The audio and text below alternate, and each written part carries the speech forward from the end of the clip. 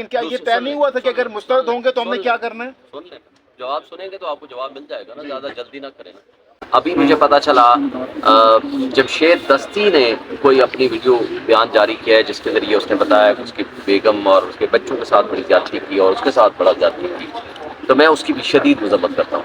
और इन दो अल्फाज के बाद मैं आपको कहता हूँ कि रियासत पाकिस्तान के रियासती इदारों ने ऐसा लगता है कि पीटीआई का बाजू मरोड़ कर दीवार के साथ लगा दिया और कोई हल भी नजर नहीं आ रहा। आखिरकार ये मामला किस तरफ जाएगा जब इंसाफ भी नहीं मिलेगा, रियासती इदारे इसी तरह चलते रहेंगे तो आपको इंसाफ किससे मिलेगा फिर? देखिए, इंसाफ तो हमें अदालतों से ही मिलेगा ना। रियासी इदारे तो गलत कर रहे हैं, गड़बड़ कर रहे हैं, ज्यादतियाँ कर रहे हैं, नाइंसाफ़ी कर रहे हैं, लोगों को उठा रहे हैं, और न सिर्फ उठा रहे हैं बल्कि अदालतों के फैसलों को भी अमल दरामद नहीं कर रहे। लेकिन इस सब कुछ के बावजूद आखिरी उम्मीद तो अदालतें हैं।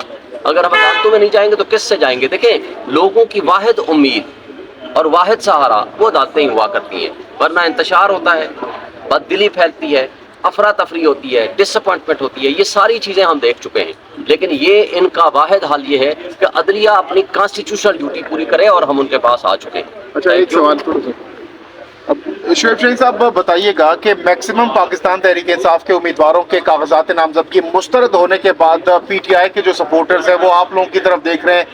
अब स्ट्रेटजी क्या है, प्लान बी क्या है, खान साहब की डायरेक्शन इस हवाले से क्या है? मुस्तरद होने के बाद आप लोगों ने क्या होमवर्क किया है, क्योंकि आप लोग पहले भी इन रिजर्वेशंस का तहफ़्फ़ुज़ात का इज़हार कर चुके थे। देखें, पहली बात तो यह है कि खान साहब से अभी मुलाकात हमारी नहीं हुई इन रिजेक्शन के बाद, अभी होगी कल इंशाल्लाह। जवाब ये है कि हम पहले इलेक्शन कमीशन के पास गए, फिर हम अदालत में आए और सुप्रीम कोर्ट ने हमारे हक में फैसला दिया। हम हाई कोर्टों में भी गए और सुप्रीम कोर्ट के फैसले के ऊपर अमल दरामद के लिए हमने कंटेम्प्ट पिटीशन फाइल की।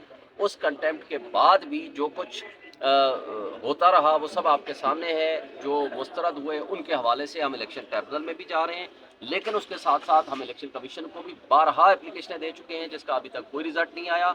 हम इसलिए सुप्रीम कोर्ट को सुबह भी रिक्वेस्ट की है, अभी भी दोबारा मैं रिक्वेस्ट करूंगा, उनको कंटेम्प्ट पिटीशन नंबर भी दे दिया है कि हमारी अदालतों में सुनवाई हो, हमारा पॉइंट ऑफ व्यू सामने आए और हमारा मुकदमा सुना जाए। ये हमारी एक इस्तदा है। और इसके बाद जो लीगल हमारे मामलात हैं हम उनको एजिटेट करेंगे, हम उसका कर रहे हैं। हमारी स्ट्रेटजी कानूनी है, आईनी है, हम उस पर अमल दरामद करेंगे और कर रहे हैं। बहुत शुक्रिया जी।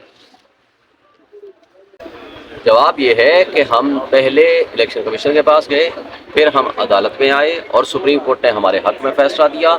हम हाई कोर्टों में भी गए और सुप्रीम कोर्ट के फैसले के ऊपर अमल दरामद के लिए हमने कंटेम्प्ट पिटीशन फाइल की। उस कंटेम्प्ट के बाद भी जो कुछ होता रहा वो सब आपके सामने है। जो मुस्तरद हुए उनके हवाले से हम इलेक्शन ट्रिब्यूनल में भी जा रहे हैं, लेकिन उसके साथ साथ हम इलेक्शन कमीशन को भी बारहा एप्लीकेशनें दे चुके हैं जिसका अभी तक कोई रिजल्ट नहीं आया।